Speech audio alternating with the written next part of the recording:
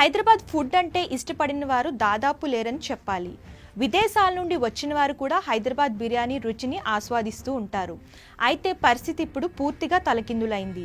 భాగ్యనగరంలో ఆహార నాణ్యతపై national crime records bureau నిర్వహించిన సర్వే ఫలితాలు హైదరాబాద్ ఫుడ్ లవర్స్ని ఆందోళనకు గురిచేస్తున్నాయి. సర్వే ఫలితాలలో ఆహార నాణ్యతలో హైదరాబాద్ చివరి స్థానంలో నిలిచింది. నగరంలోని హోటళ్లు, రెస్టారెంట్లు కనీస ఆహార నాణ్యత ప్రమాణాలు పాటించడం లేదంటూ సర్వే ఫలితాలు తేల్చాయి.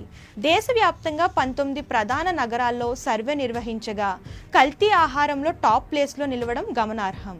గడిచిన 2 నెలల వ్యవధిలో 84% ఫుడ్ పాయిజన్ కేసులు భాగ్యనగరంలోనే నమోదయ్యాయంటే ఇక ఆహార కల్తీ ఏ స్థాయిలో జరుగుతుందో అర్థం చేసుకోవచ్చు.